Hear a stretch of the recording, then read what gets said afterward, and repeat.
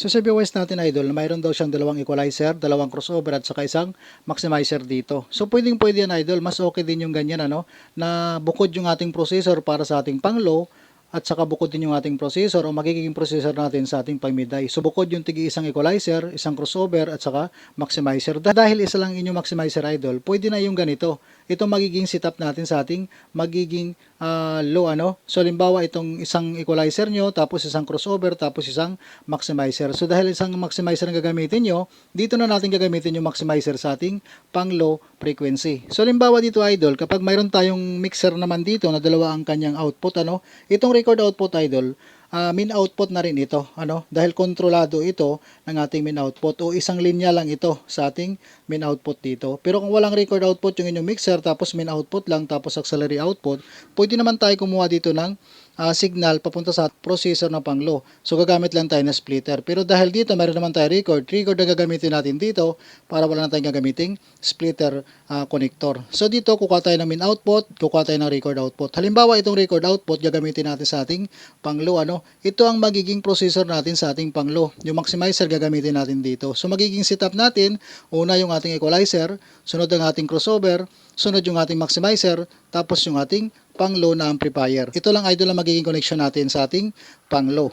So dahil itong available ko na connector dito idol ano, sa ating record output, dahil ito lang yung pwede ko magamit ito na connector papunta rito sa ating equalizer input. Output tayo dito sa ating record output para dito tayo kukuha ng signal para sa ating pang low. Ayan, left and right output. Papunta ito ngayon sa input ng ating equalizer, channel 1 at saka channel 2 dito. So TS ang ginamit natin dito na connector. Pwede naman XLR kapag mayroon tayong XLR na connector ano. So dahil ito ang available ko lang na connector dito, ito lang pinapakita ko ditong connector na ginamit. Record output to equalizer input. XLR na gagamitin natin dito. XLR male to XLR female. Output tayo dito sa ating output ng ating equalizer, channel 1, channel 2. Papunta lang ito sa crossover natin ng channel 1, channel 2 lang din. Input lang ito, channel 1, channel 2. Ang mode ng crossover natin dito idol, pwede natin ilagay sa two-way stereo ano. Two-way stereo na lang ilagay natin dito kahit low output yung ating gagamitin dito. So ngayon idol, mag-output tayo dito sa ating low output ng ating crossover papunta rito sa input ng ating maximizer. So ang gagamitin naman natin ng connector dito, same lang din, XLR male to XLR female. Ito lang din ano, output tayo dito sa ating low output ng ating crossover. So dahil low ang gagamitin natin dito, pang low frequency ito, papunta ito ngayon sa input ng ating maximizer, channel 1 at saka channel 2 dito. Ayan.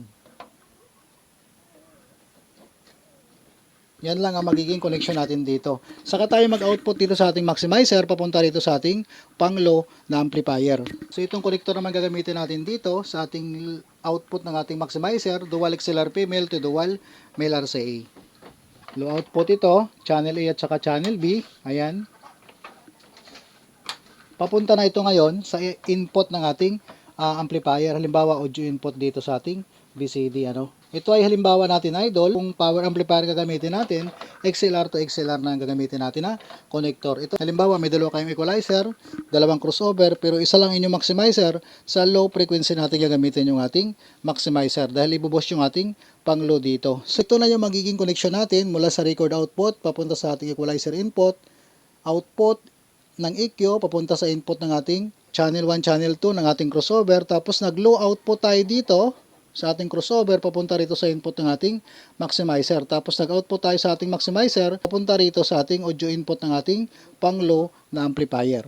So magiging settings dito sa ating band ng ating equalizer idol, binaba natin yung pinaka high dito ano, yung mid-high niya. So nagtaas lang tayo dito sa ating pang low. So yung ating pang low dito, 1 to 5, lagay lang tayo ng konting mid. Yung 6 to 8, nakaangat siya. Ayan. So pwede nyo sa idol i-check isa-isa ano, para makita nyo rin, o malaman nyo rin, o marinig nyo yung ating pang low. So magiging low na ito ng ating equalizer dito. So dito naman sa ating crossover, dahil pang low ito, itong gain ng ating crossover, ayan, tapos yung ating low output lang dito. Itong low output ng ating channel 1, tapos ito naman yung low output ng ating channel 2. Ayan ang magiging volume. So kung gusto natin palakasan yung ating low, dito tayo mag-volume sa ating pang low volume ng ating crossover volume ano. Tapos itong ating low mid crossover frequency. So lagay natin sa 140. Pwede natin i-check yan, pwede natin magbaba o magtaas dito. So pwede tayo mag-maintain sa ating 140 dito. Yun ang ating pang low, yung gain, low crossover frequency naka 140, tapos yung pinaka-volume ng ating pang low dito. Tapos yung ating maximizer dito, pwede na yung ating i-volume dito, itong pang low lang. Ayan. So okay na yan idol, tapos yung ating volume ng ating pang low na amplifier. Dahil meron pa kayong natirang isang equalizer tapos isang crossover, pwede naman natin gagamitin yan sa ating pang mid-die. So ito ngayon ang gagawin natin. So pinapakita lang natin na dahil dalawa yung inyong gamit, ito ang magiging connection natin sa ating pang low frequency. So dito naman tayo sa ating pang mid-die, ano? Ito naman yung ating pang mid-high na amplifier. So kanina yun ang magiging low natin. So dahil isa lang inyong maximizer, wala na tayong maximizer dito. Dahil yung ating maximizer ginamit natin sa ating pang low frequency. Ang natira natin isang equalizer at saka crossover naman dito. So ito naman ang magiging setup natin dito. Yung ating record dahil sa ating low ginamit, tapos main output ay kukuha ng ating pang mid-die. So ang gagamitin naman natin ang connector dito dahil main output ang gagamitin natin ng ating mixer, TS output yung available niya. Ito naman yung gagamitin natin dito. Dual mono TS o dual XLR male. Output tayo dito sa ating main output, left and right lang yan. Papunta naman ito sa input ng ating equalizer dito. Channel 1 at saka channel 2 lang yan. So output tayo dito sa ating equalizer, channel 1, channel 2. Papunta lang ito sa input ng ating crossover. Ito. Channel 1 at saka channel 2 lang din yan. So ang settings ng ating crossover dito idol, pwede natin siya ilagay sa 3-way stereo dahil pang mid-die natin ito. I-3-way natin siya, ano? Para yung ating mid, mayroong signal, tapos yung ating high, mayroon siyang signal. Iangat natin itong dalawa na to para magiging 3-way stereo yung ating magiging connection dito. So halimbawa kung ang gagamitin natin dito ay isang amplifier lang, pwede tayo kukuha ng ating pang mid-die dito sa ating mid output. Itong gagamitin naman natin na connector dito dahil integrated ang gagamitin natin, dual XLR female to dual male RCA. Output tayo dito sa ating pang mid output ng ating crossover, channel 1, channel 2, papunta na ito ngayon sa ating pang mid-die na amplifier. Halimbawa, naka audio input A tayo dito. Ayan. So kung mayroon pa kayong isang amplifier, para tayo mag-output dito sa ating high output. So magiging dalawa yung inyong amplifier dito, isang mid at saka isang pang high, ano? So ito example lang, kung mayroon kang amplifier para sa inyong pang Twitter, so output tayo dito sa ating high output. Ayan, kabilang channel lang din yan.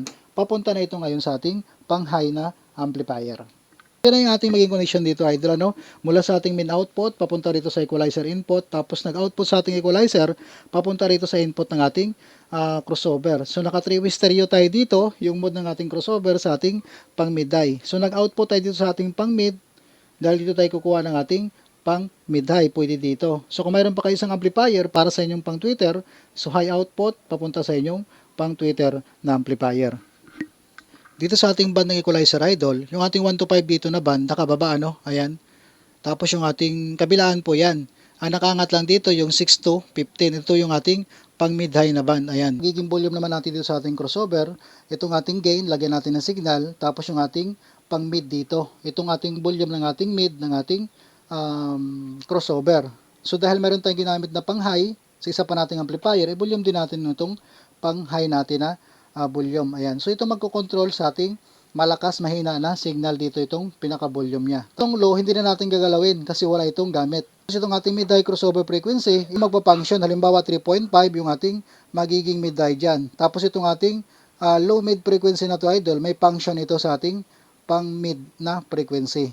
Ito. Kaya kung minsan, mapapansin natin, bakit mayroong low yung ating mid frequency. Dahil dito yan idol sa ating low mid crossover frequency. Itapat lang natin pakanan yan para maiwasan natin na magkaroon ng low yung ating pag mid. Pero pag kinabig natin pakaliwa yan, halimbawa naka 140 pababa yan, magkakaroon ng low yung ating pag mid dito. Kaya ito, konektado ito sa ating pang mid-high na frequency. Iangat lang natin yan to 40 to 350 hanggang pababa. Okay yan yung ating pang mid yan. So kung dalawa yung ating gamit idol, dalawa yung ating equalizer, dalawa yung ating crossover, dalawa yung ating maximizer, same lang din kanina yung ginawa natin sa ating pang low na frequency. Magbabago lang dito sa settings ng ating equalizer. Tapos dito sa ating crossover. So kapag ginamit natin yung record at saka min output dito ng sabayan, isang volume lang ng ating mixer dito. Sabay na magkaroon ng signal yan. So kung ang record para sa ating pang low, tapos yung min output para sa ating pang mid-high, sabay na magkakaroon ng signal yung ating dalawang amplifier or tatlo man na amplifier dito. Dahil naka record at saka min output, iisa lang kanilang volume dito sa ating mixer.